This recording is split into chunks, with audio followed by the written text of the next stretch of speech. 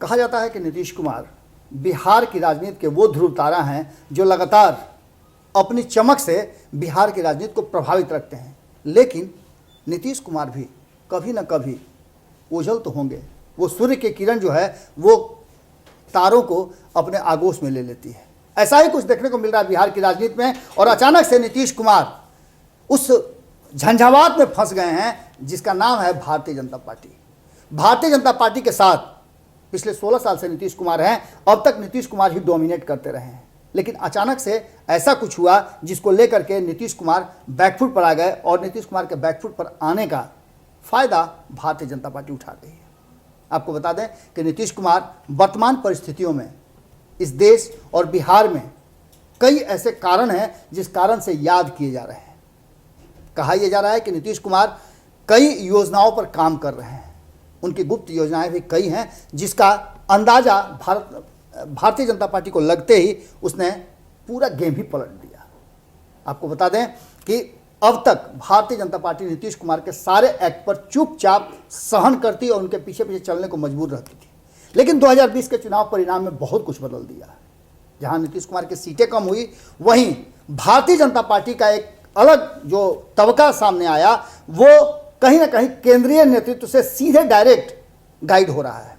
पुराने साथी नीतीश कुमार का पीछा छूट गया, और कहा जाए तो भारतीय जनता पार्टी ने जानबूझ करके उन सारे लोगों को जो 15 साल से नीतीश कुमार के साथ बिहार की सरकार और बिहार में भारतीय जनता पार्टी को डोमिनेट कर रहे थे, उन सारे लोगों को दरकिनार कर दिया। स्थिति ये हो गई कि नीतीश कुमार बिल्कुल अकेले थकेले पड़ गए, और उन्हें जरूरत महसूस हुई जीतन राम मांझी की। जीतन राम मांझी आए, वही जीतन राम मांझी जिस जीतन राम मांझी को कभी नीतीश कुमार ने सत्ता से बेदखल करके मुख्यमंत्री की कुर्सी से उतारा था। लेकिन सत्ता को जानते ही आप, सत्ता की धमक ऐसी होती है कि कई आपके दुश्मन दोस्ती के लिए दुम हिलाने लगते हैं।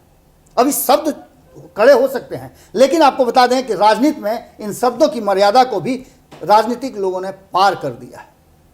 नीतीश कुमार लगातार चर्चा में इस बात को लेकर के थे कि वो प्रधानमंत्री उम्मीदवारी के लिए सबसे प्रयुक्त व्यक्ति हैं, जो देश की अलग अलग राजनीतिक दल के नेता और गठबंधन जो है वो नीतीश कुमार को नरेंद्र मोदी के सामने 2024 में खड़ा करना चाहते हैं। इसकी चर्चा भी शुरू हो गई थी, और खुद जनता दल यूनाइटेड यानी नीतीश कुमार की पार्टी के कई वरिष्ठ नेताओं ने इस बात का ठप्पा भी लगा दिया था।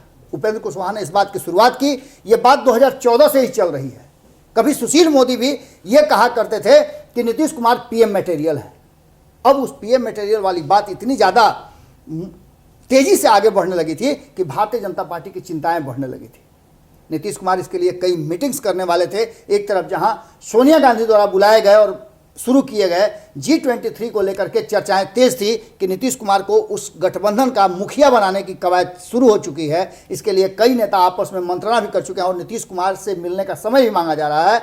और इसी का ही एक रूप था जो हरियाणा के जिंद में चौधरी देवीलाल को के जयंती के अवसर पर सारे नेताओं का, देश भर के बड़े बड़े जो क्षेत्रीय दल से लेकर के राष्ट्रीय दल हैं, सबका जमावड़ा लग रहा था। और उसमें नीतीश कुमार को समझाने बुझाने और कहा जाए तो पंचायती करने के लिए ये आयोजन शुरू किया गया था।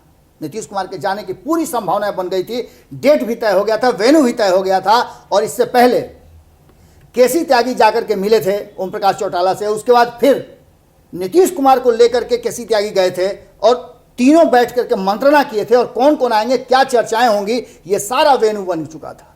25 सितंबर को ये बैठक होनी थी, और इस बैठक में ममता बनर्जी तक को लाया जा रहा था कि कहीं नीतीश कुमार को इस बात का संशय न हो कि प्रधानमंत्री की उम्मीदवारी और दावेदारी के लिए उनको खड़ा किया जाए तो कई लोग का चेहरा सामने आ जाए। इसलिए जिन जिन लोगों का चेहरा प्रधानमंत्री पद के समकक्ष देखा जा रहा था, उन सारे लोगों को जिंद में बुलाया गया था।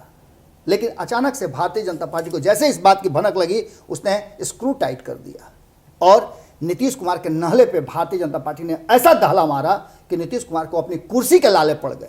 अपनी कुर्सी बचाने के चक्कर में नीतीश कुमार पड़ गए हैं, और नीतीश कुमार खुद तो नहीं, लेकिन अपनी पार्टी के सबसे शीर्षस्थ नेता और पार्टी के मुखिया ललन सिंह जो राष्ट्रीय अध्यक्ष हैं, उनके द्वारा ये बात कहवाया, जो कि एक दिन पहले आपको याद होगा कि ललन सिंह से जब भारत लाइव ने पूछा था कि ये बताइए कि नीतीश कुमार जी 25 तारीख को हरियाणा के जिंद में जा रहे हैं, जहां कई दलों की मीटिंग होनी है और तीसरे मोर्चे की कवायद की चर्चा जबरदस्त है।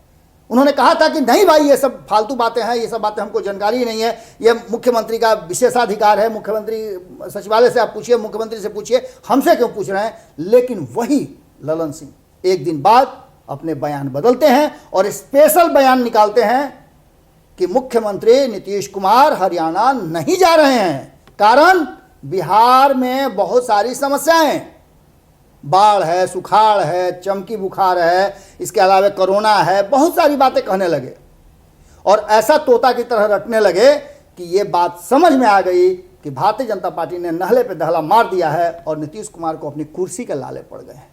वैसे भी आप मान के चलिए ना कि भारतीय जनता पार्टी ने जब मन बना लिया है तो आने वाला समय निश्चित रूप से नीतीश कुमार के लिए कष्टदायक जरूर होगा, खास करके अगर बिहार की कुर्सी और बिहार की राजनीति को लेकर के कहें। नीतीश कुमार भले ही 25 तारीख को नहीं जाएं, वो अलग बात है, लेकिन अभी भी नीतीश कुमार ने इस बात को नहीं कहा है, इसलिए इस बात को आप नकारात्मक मत मानिएगा, क्योंकि नीतीश कुमार रातों रात बहुत सारे फैसले कर लेते हैं। लेकिन इतना तो तय है कि नीतीश कुमार कुर्सी के लिए अगर नहीं जा रहे हैं तो कारण बस यही होगा कि भारतीय जनता पार्टी ने कुर्सी का नट जो है वो ढीला कर दिया है कि अगर नीतीश कुमार उठे तो उस कुर्सी का हाइट थोड़ा ऊंचा करके भारतीय जनता पार्टी उस पर कोई नया गेम प्लान रच दे। क्या होगा ये तो आने वाला वक्त बताएगा, लेकिन इतना तय है कि नीतीश के नहले पे भाजपा का दहला अब लगातार पड़ रहा है। जुड़े रहिएगा भारत लाइव के साथ, खबरें अभी और भी हैं। बहुत बहुत धन्यवाद। अगर ये वीडियो पसंद आई और वह बिहार के राजनीति और बिहारियत से सरोकार रखेनी तो सब्सक्राइब बटन दबा के चैनल के सब्सक्राइब कर ली। ओजे एगो घंटी बा, ओकरा बटन दबा देला से कुल सटीक और मारक खबर रुआ मुफ्त में मिल जाई। अगर रुआ पत्रकारिता के हमनी के नया प्रयोग में सहयोग कर चाहतानी तो ज्वाइन बटन दबा दी। पेटीएम नंबर नोट कर ली 9386816700। धन्यवाद।